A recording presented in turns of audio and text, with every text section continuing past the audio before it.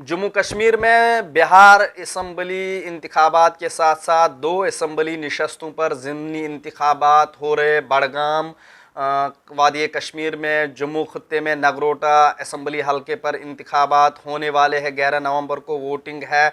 मेरे साथ इस वक्त मौजूद है नेशनल कॉन्फ्रेंस के senior leader MLA बेजब्राहड़ा doctor Bashir वीर्य साहब। वीर्य साहब, आपका बहुत बहुत शुक्रिया टाइम देने के लिए।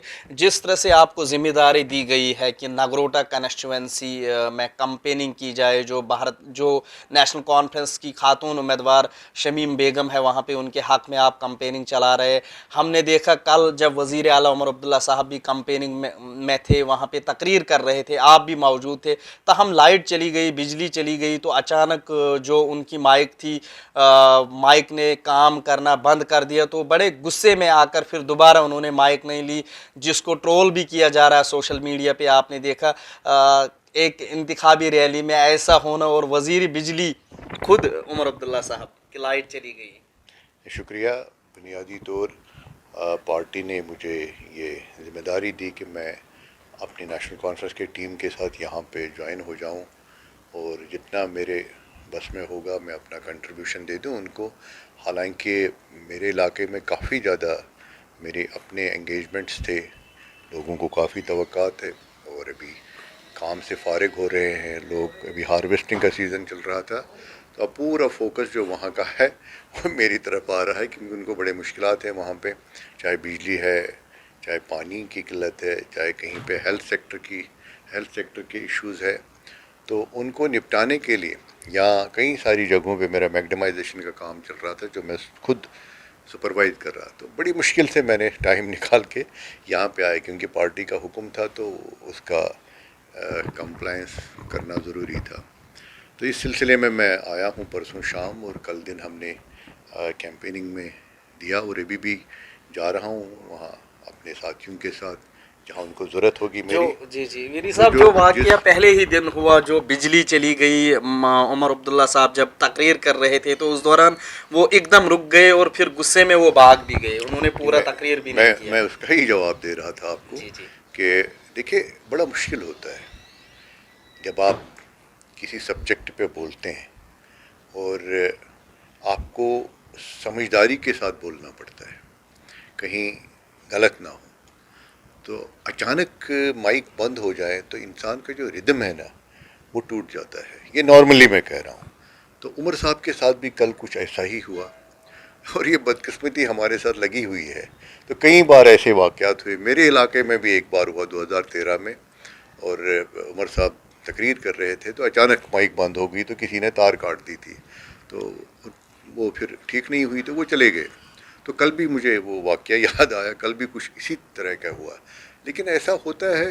और बाद में वो बोल रहे थे, और फिर उसने जब ओरली, मतलब without the add of microphone वहाँ पे बोलना शुरू किया, तो माइक अचानक ठीक हो गई। तो फिर उन्होंने उसको माइक पकड़वाने की कोशिश की, तो उन्होंने वो मना कर रहे थे, कहते आप छोड़ो, हो गया। तो थोड़ा बुरा भी लगता है इंसान को। तो वो वाक़या हुआ। तो अब आजकल सोशल मीडिया में लोगों को काम है नहीं कुछ, तो वो इसको उछाल रहे हैं, कोई कुछ कह रहा, कोई कुछ कह रहा। तो ऐसा कुछ नहीं है, ये तो एक आप वादी कश्मीर से आए यहाँ कैंपेनिंग करने के लिए, नेशनल कॉन्फ्रेंस के लिए। क्या कुछ आपको लग रहा है, जो इंतखाबी हलका है नगरोटा का, क्या उम्मीदें हैं आपको आवाम से वहाँ जीतने की तवक्को है? देखिए, जनरली तो मैं यही कहूँगा कि वहाँ के अवाम से, और यही तवक्को रखूँगा कि इस वक्त जो इलेक्शन है, बाई इलेक्शन जो है, ये किसी चीफ मिनिस्टर या सरकार बनाने के लिए नहीं है। ये तो एक वहाँ पे अनफॉर्चुनेटली जो वहाँ से चुने हुए थे तो उनकी डेथ हुई, उसके बाद की डेवलपमेंट है। तो अक्ल का तकाजा यही है कि वहाँ के जो इलेक्टोरेट वो उस कैंडिडेट को वोट दे जो उनके मसाइल हल करें, जिसकी सरकार है। इस वक्त नेशनल कॉन्फ्रेंस की सरकार है, तो मुझे लगता है अगर अक्लमंदी से काम लेगा यहाँ का इलेक्टोरेट, तो वो नेशनल कॉन्फ्रेंस के कैंडिडेट को वहाँ जितवाएगा, ताकि उनके मामलात और मुश्किलात आसानी से हल हो जाए। और यही तवक्का मेरी भी है, और मुझे पता है कि इस इलाके के लोग काफ़ी समझदार हैं, और वैसे भी नेशनल कॉन्फ्रेंस का گڑھ رہا ہے. کئی بار نیشنل کانفرنس یہاں سے چن کے آئی ہے, تو امید وہی ہے. جی جی ویری صاحب, بات کریں گے اب ریزرویشن پہ. کافی کچھ آواز آپ نے اٹھائی اسمبلی کے باہر بھی اور اسمبلی میں, تاہم آپ کو لگ رہا ہے کہ وہ حل ہوا مسئلہ؟ اپوزیشن لیڈران پیپلز ڈیموکریٹک پارٹی کا بھی وہی مدعا تھا جو آپ کا تھا, اور بھی کچھ جماعتیں وہی چاہتی تھی ریزرویشن میں کچھ تبدیلیاں کرنا. دیکھیے, میں پی ڈی پی کیا کرتی وہ تو سیاست کرتے ہیں. انہوں نے اس جموں کشمیر کا بیڑا غرق کر کے رکھا ہے بی جے پی کے ساتھ مل کے, یا باقی کیا کر رہے ہیں مجھے اس کے ساتھ کچھ نہیں. میں اپنی رائے دے رہا ہوں آپ کو ایز این انڈیویجول, ایز ایک ذمہ دار, کہ ناانصافی ہو رہی ہے. میں نے آواز اٹھائی اور مجھے یقین ہے کہ ہماری جو کیبنٹ سب کمیٹی, حالانکہ ڈیلے ہو رہا ہے, وقت گزر رہا ہے, مجھے پورا یقین ہے کہ اس پہ کال لیں گے وہ. شاید عمر عبداللہ صاحب نے چند دن پہلے بھی کہا, اندرا ثانی کیس کا حوالہ دیتے ہوئے کہا کہ سپریم کورٹ نے بار لگایا ہے 50% سے زیادہ ریزرویشن نہیں ہونا چاہیے. اور میں اسی بات پہ میں بھی بات کرتا ہوں ہر ہمیشہ. دوسری بات آپ کو دیکھنا ہے کمپلیکشن آف دا سوسائٹی. دیکھیں, لارجلی جب میں ریزرویشن کے تعلق سے بات کرتا ہوں, میں کشمیر ریجن, کشمیر پروونس کو فوکس کر کے بات کرتا ہوں. جموں میں کیا ہے کیا نہیں ہے وہ یہاں کے لوگ دیکھیں, لیکن جہاں تک میرا علاقہ ہے, جہاں تک کشمیر ڈویژن کا تعلق ہے, وہاں پہ قریب 90% جو ہے نا, 86 to 90% جو ہے وہ جنرل کیٹیگری کی پاپولیشن ہے. اور ان کو اگر آپ 30% پہ لے آئیں گے اور 70% ریزرویشن رکھیں گے, مجھے لگتا ہے یہ نیچرل انجسٹس ہے نا.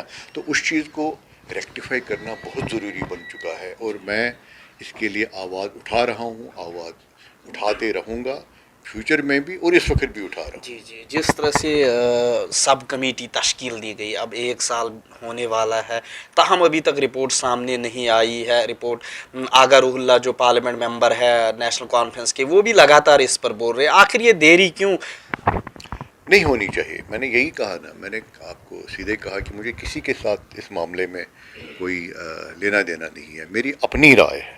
میں یہی سمجھتا ہوں کہ اس معاملے کو جتنا طول لگے گا اتنا ہمارا نقصان ہے. کیونکہ نیچرل بات ہے بھائی, یہاں پہ 4 لوگ ہیں, چاروں ایک ہی قسم کے ہیں. آپ ڈبل تھوڑی ان کو کہہ سکتے نہیں اب ہم باہر سے 4 لوگ لائیں گے تو آپ ان کے لیے ویٹ کریے, ایسا نہیں ہوگا نا. تو ایک نیچرل جسٹس کا جہاں تک تعلق ہے, کشمیر ڈویژن کے جتنے بھی ہمارے بچے اس وقت پریشان ہیں, ان کے لیے انصاف کا یہی تقاضا ہے کہ اس پہ کال ہونی چاہیے, اس پہ کال جلد از جلد لینی چاہیے. جی جی ان ایمپلائمنٹ کے لیے بھی آپ نے ریزولوشن اسمبلی میں لایا تھا, تاہم خود ہی آپ نے پھر ودرا کیا جب ڈپٹی سی ایم صاحب نے آپ کو ایشورنس دی. تو ودرا کرنے کا کیا مقصد نہیں, تھا؟ وڈراول سے کچھ نہیں ہوتا ہے. دیکھیں, میں سیاست میں نہیں آنا, مطلب سیاسی کھیل اس کو نہیں بنانا چاہ رہا تھا. یہ ایک جینوئن پرابلم ہے. تقریباً 2013 میں 12-13 میں ہماری سرکار نے 63,000 ایسے ڈیلیویجرس کے لیے انتظامات کیے, ان کو ریگولر کرنے کے لیے. تب سے لے کے آج تک وہ مسئلہ وہیں کا وہیں پڑا ہوا ہے.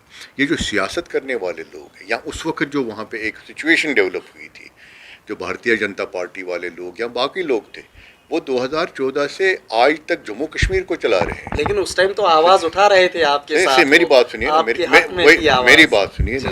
وہ سیاست کھیل رہے ہیں نا, وہی تو میں سیاست کھیلنے یا سیاست کا شکار نہیں ہونا چاہ رہا ہوں. ان کے ہاتھ میں ہے نا 10 سال سے یہاں پہ سرکار. کن کے ہاتھ میں؟ یہ کون چلا رہا ہے جموں کشمیر کو؟ کون چلا رہا ہے؟ آپ سے میں پوچھ رہا ہوں. بھارتیہ جنتا پارٹی چلا رہی نا دلی سے. حکومت آپ کی ہے اس نہیں, وہ اب آ گئی نا. 2014 سے لے کے آج تک 2024 تک شاید 10 سال آتے ہیں. میری میتھ یہی کہتی ہے. آپ کی کیا کہتی ہے؟ آپ سے پوچھ رہا ہوں. جی جی 10 سال ہے نا. 10 سال کس کا یہاں پہ رہا؟ بھارتیہ جنتا پارٹی کا ہے نا, ڈائریکٹلی انڈائریکٹلی. انہوں نے کیوں نہیں کال لی اس میں؟ ہمارا تو جینوئن مدعا ہے.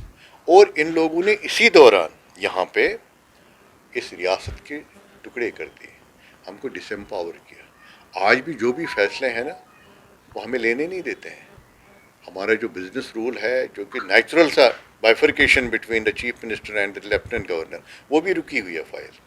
ابھی تو میرے خیال میں کہتے ہیں ہوم منسٹر کے پاس ہے وہ فائل, وہ وہاں پہ رکی ہوئی ہے. تو ہمیں یہ چیزوں پہ کال لینے کے لیے کمپلیٹ امپاورمنٹ ہونا چاہیے, جو انہوں نے ڈس ایمپاور کیا. باوجود اس کے یہ ایک مسئلہ ہے, یہ ایک بہت ہی چیلنجنگ ایشو ہے, جس پہ کال لینا بہت ضروری ہے. اس کو حل کرنا ضروری ہے, کیونکہ وہ ان ایمپلائڈ یوتھ اور خاص کر جو کام کر رہے ہیں ڈفرینٹ ڈپارٹمنٹس میں، جن کے لیے میں نے وہ ریزولوشن لایا تھا، ان کو ریگولر کرنا بہت ضروری ہے، کیونکہ کئی سارے اس میں لوگ ہیں، امپلائیز ہیں، جنہوں نے اپنی سروس دی اور 60 ایئرس کراس کر گئے، ٹھیک ہے نا. تو اس چیز کو سامنے رکھتے ہوئے میں نے وہاں پہ ریزولوشن لایا. بہت بحث ہوئی اس پہ، تقریباً میں نے خود آدھا گھنٹہ اس پہ بولا اور ہر ایک پہلو پہ بولا.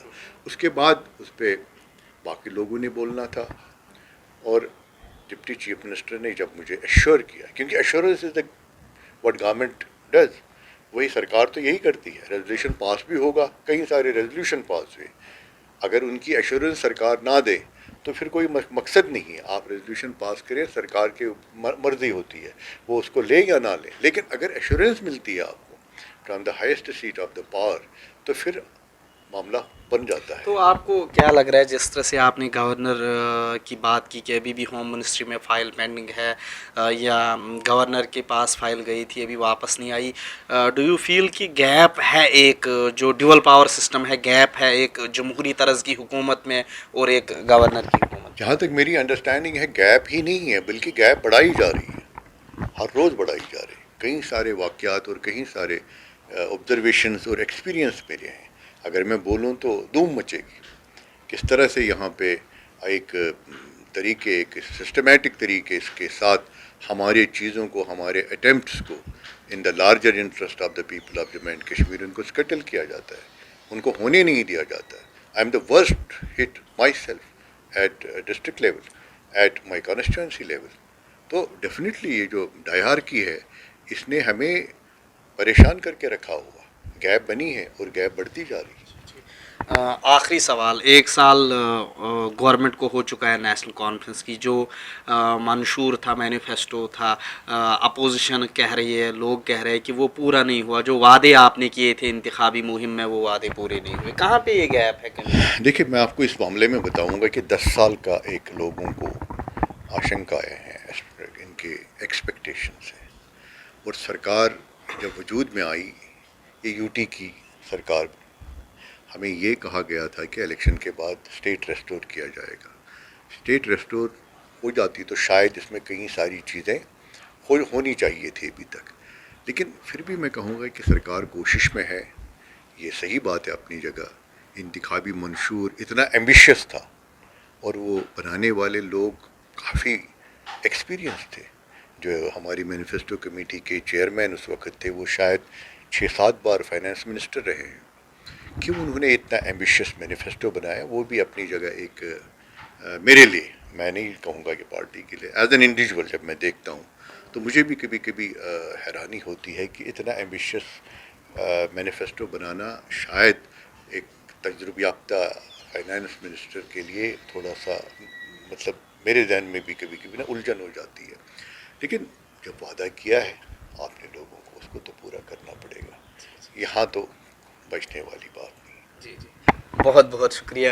جب وعدہ کیا تو پورا کرنا ہی پڑے گا. یہ تھے ہمارے ساتھ نیشنل کانفرنس کے پروونشل وائس پریزیڈنٹ کشمیر اور M L A Bijbehara doctor Bashir Ahmad Veeri صاحب، جنہوں نے ہمارے ساتھ بات کی. ٹی وی بھارت کے لیے جموں سے میں محمد اشرف.